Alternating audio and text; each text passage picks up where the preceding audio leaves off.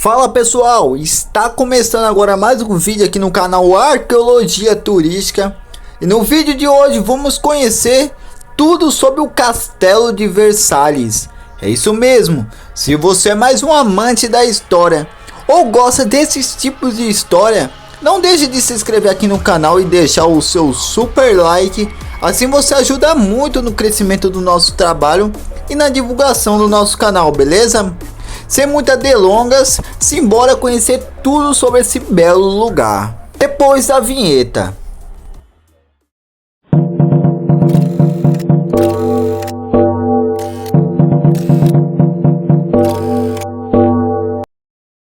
A nossa história de hoje começa aqui, em um dos lugares mais enigmáticos da história. Um dos locais mais visitados de todos os tempos. Conhecido como um dos castelos mais famosos da Europa, é considerado um dos marcos históricos até os dias de hoje.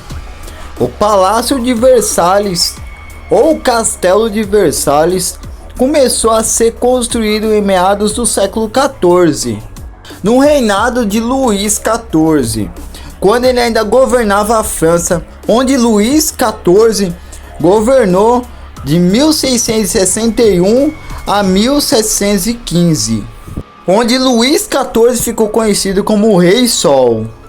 Toda essa construção e todo esse palácio é um grande monolítico da força da monarquia francesa absoluta, que governava os princípios da época e do local, onde a construção desse palácio representava as riquezas e a nobreza dos reis da época. E hoje a gente conhecendo essa história, não dá para imaginar que toda essa construção e todos esses feitos no palácio era de algo para mostrar o quão grande era o poder do rei Luís XIV da França. E o Palácio de Versalhes foi a casa dos reis da França, que ficou no poder de 1682 a 1689. E a ficada desse rei sobre o Palácio de Versalhes fez desse palácio um dos mais bonitos até os dias de hoje. A sua construção foi minuciosamente detalhada e nos mínimos detalhes foi feita. E não era de se esperar que uma obra construída pelo rei Luís XIV seria uma obra de grande magnitude. Mas no decorrer do tempo, todo esse castelo e todo esse palácio foi criando o corpo, criando assim um dos monumentos mais históricos de todos os tempos. Esse monumento foi minuciosamente pensado e tudo tinha que ser conforme o rei queria. Então, todos os engenheiros e os arquitetos da época pensaram de uma forma concreta como seria o castelo do rei da França, e teria que ser de acordo do que o rei queria e como ele queria. E de uma forma representativa, toda a construção tinha que respeitar as normas e os padrões da realeza. Considera-se que a construção do Palácio de Versalhes foi a mando do rei da França Luís XIV. Hoje ele é conhecido como o Château de Versalhes, um dos símbolos mais magníficos da colônia absolutista francesa. E o significado do nome Château significava que os palácios construídos nas zonas rurais tinham muito esse nome em comum. E já os palácios construídos no centro da cidade era chamado de palais. Cada nome era diferente um do outro. Um representava o campo e o outro representava o centro da cidade. No entanto, o Palácio de Versalhes surgiu como uma resistência e como a casa de Luís XIV, que ficou no poder de 1610 a 1643. Tudo começou quando Luís XIV resolveu visitar a região de Versalhes, onde ficava localizado aos arredores de Paris. Tudo indica que toda essa construção e todos esses monumentos foram feitos para a caça de Luís XIV, onde ele queria um local dentro da floresta que ele pudesse caçar em pleno sossego, onde Luís XIV aperfeiçoou o local, e no local ele queria construir uma casa de campo, que foi construída em 1623. E só foi em 1631 que de fato Luís XIV confirmou a construção da casa de campo. Era uma coisa nova na época, mas o rei queria muito aquele local onde ele pudesse descansar e ter sua caça no decorrer do dia. E na história fala que o rei Luís XIV escolheu esse lugar pois se tratava de um lugar que tinha muito silêncio e muitas florestas ao redor, e o rei se sentia confortável com aquele lugar. E tudo indica que a obra da casa de caça do rei Luís XIV começou em 1631 e foi ser concluída em 1634, onde de fato ela se tornou o que hoje conhecemos como o Palácio de Versalhes. E a história do Palácio de Versalhes se transformou por completo quando Luís XIV, o rei da França, se tornou rei legítimo, onde ele foi coroado o rei da França, que continuou sua jornada e ficou no poder de 1643 a 1715. O palácio estava em completamente avanço. O rei não queria que aquele local fosse apenas uma casa de caça, mas também ele queria que fosse uma casa que de fato ele fosse ficar.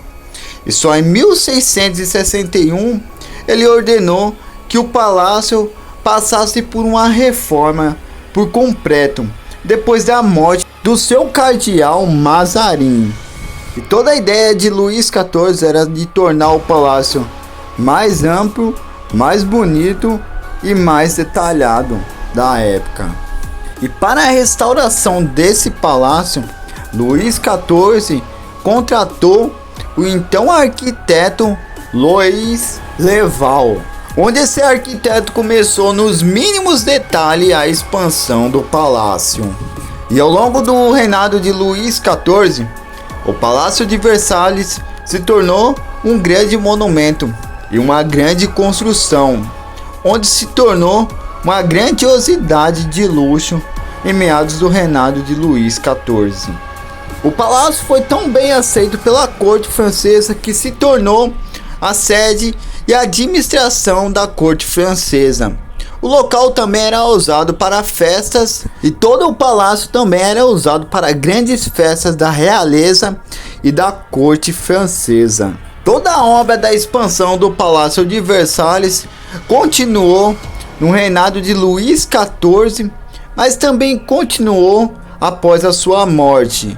Nada parou, tudo continuou conforme o rei havia colocado como antes prioridade. E todo o Palácio de Versalhes, quando ainda estava sob a construção de Luís XIV, foram colocados no palácio áreas com galerias de espelhos, o grande Trianon, as alas norte e sul do palácio, e no local também foram implantados a Capela Real. E tudo isso que eu acabei de falar aqui são apenas algumas coisas que o rei Luís XIV fez. Ele não fez só isso, ele de fato construiu praticamente a maior parte do Palácio de Versalhes. E a parte de fora do Palácio de Versalhes não poderia ser diferente.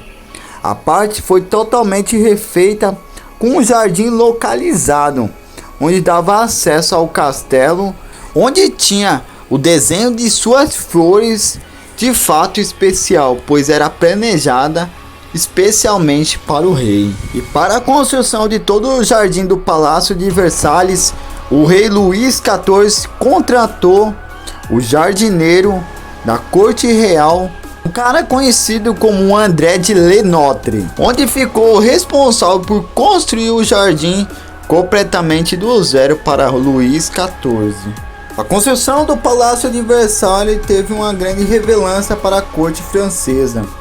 Toda essa construção, por ter sido elaborada pelo rei Luís XIV, tem um grande marco histórico na coroa francesa. Todos os detalhes, todas as obras de arte que ocupam o Palácio de Versalhes hoje é considerado um grande monumento histórico. O Palácio de Versalhes hoje se encontra preservado, seja nas suas obras de arte, ou seus monumentos, ou até mesmo os objetos históricos da época. E o nosso vídeo de hoje, pessoal, vai chegando ao fim. Espero que cada um de vocês tenha gostado de conhecer um pouco mais sobre o Palácio de Versalhes. Fiz um pouquinho aqui explicando a história do Palácio de Versalhes, os detalhes. Espero que cada um de vocês tenha gostado de conhecer essa história, assim como eu também gostei. Então, o vídeo vai chegando ao fim. Eu vou ficando por aqui. Até a próxima. Aquele abraço.